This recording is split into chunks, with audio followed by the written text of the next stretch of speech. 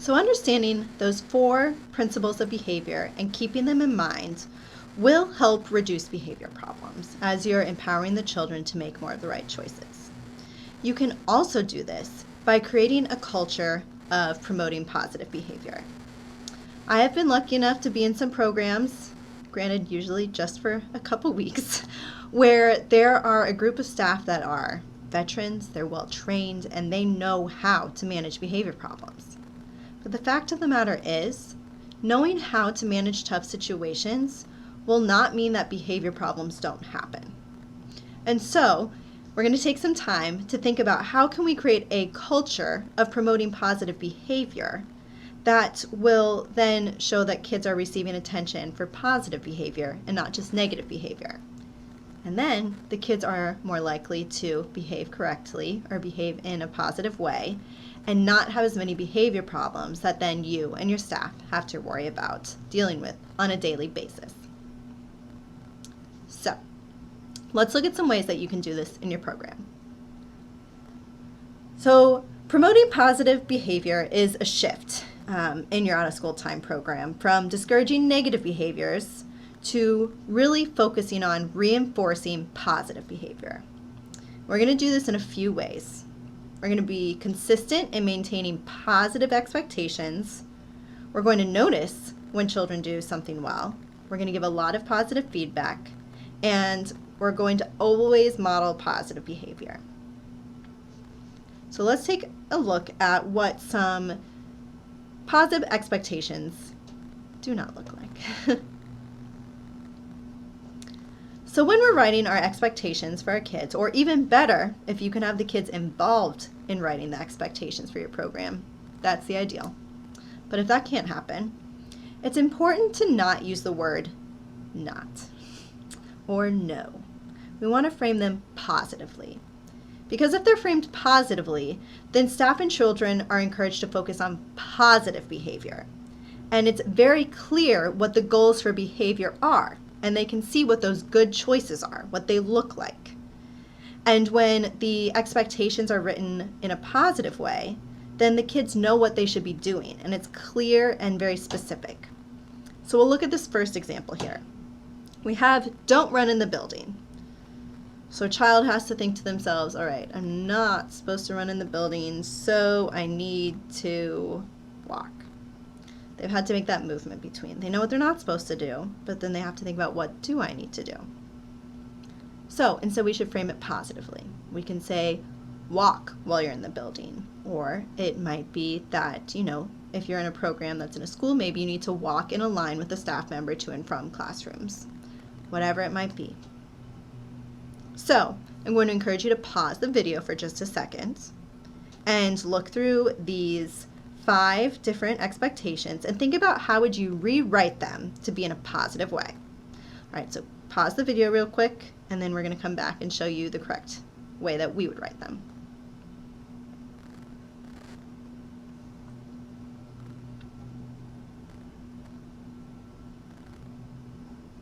All right, so up here we have some suggestions.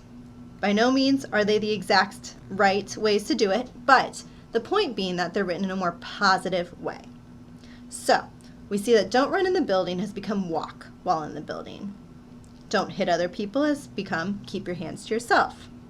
Do not use appropriate language becomes use appropriate language. Do not leave the room without asking a staff member becomes ask a staff member before leaving the room. And do not interrupt, what does that look like? Changes into raise your hand if you have something to say. So, by framing these expectations in a positive way, everybody's encouraged to focus on positive behavior. The kids know what their goals for behavior look like, and they understand what good choices look like and what they should be making. And the staff then have a better understanding of how they can say to the kids, hey, excellent job, Jose. I really appreciate how you are walking in the building. That's fantastic. And so they can then give positive feedback to the kids who are doing a good job. It also just feels a lot better when you're focused on the positive pieces every day. So the second piece of creating a promoting positive behavior culture is noticing positive behavior. because adult attention validates children's efforts. And consistent attention really reassures children that their behavior matters.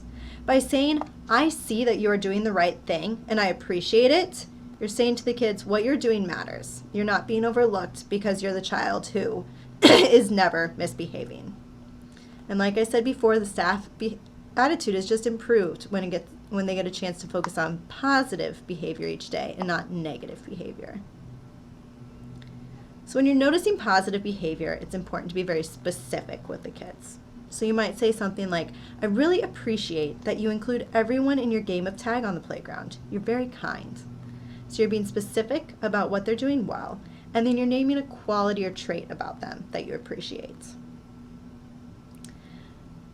You could also say, thank you for cleaning up after our time. You're so helpful. It makes it much easier to move on to our next fun activity.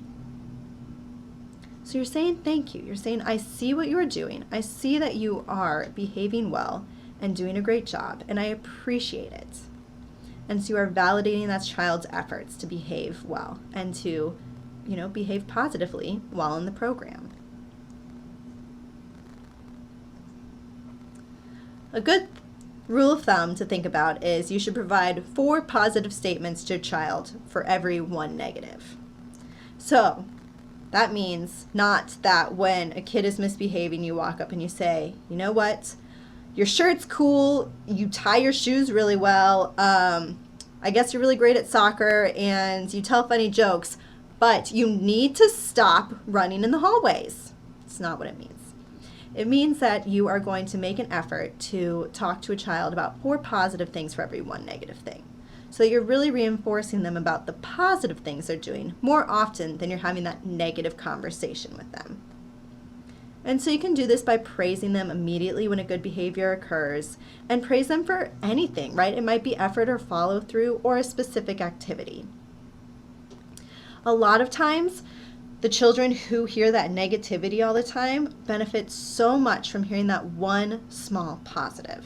It can be that, they've had a really tough day and it hasn't been going so great, but you can say, hey, thank you so much for hanging up your coat when you came back in from outside. I really appreciate you not putting it on the ground. That is so helpful to make sure that our classroom is clean and safe for everybody. Thank you for being such a helpful member of our program. And that positive effort gives them that validation that they do notice me when I'm doing good things and not just catching me when I'm doing bad.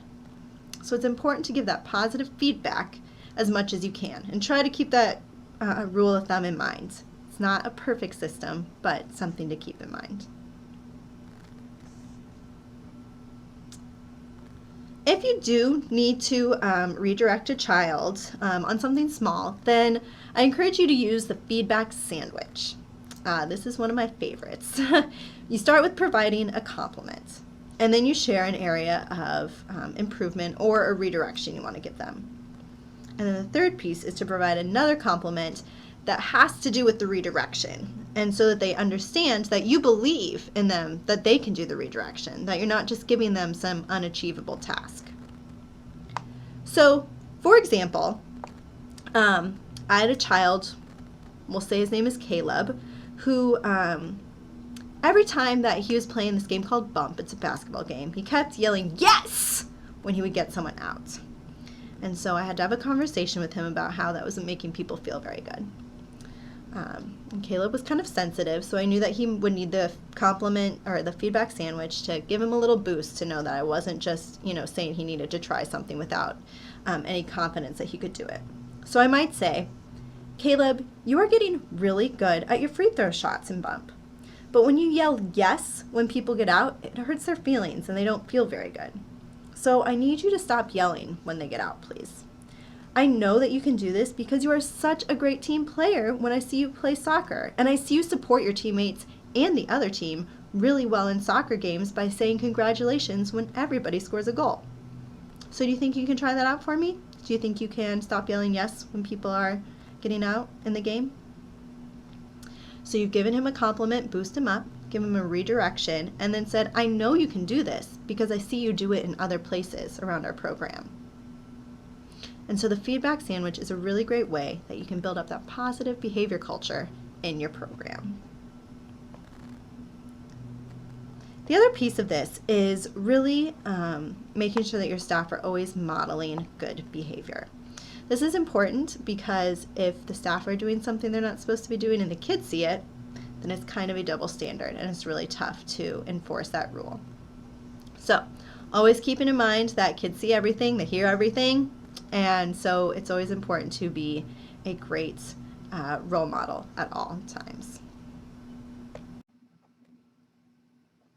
So as you create this culture of promoting positive behavior, it's not always easy because the majority of kids have been in programs where there's a lot of focus on negativity, maybe. We're saying, you can't do this, you can't do this. But it's really turning around that focus to what are the kids doing well and how can we validate them and thank them for all the great things that we're doing or that they're doing.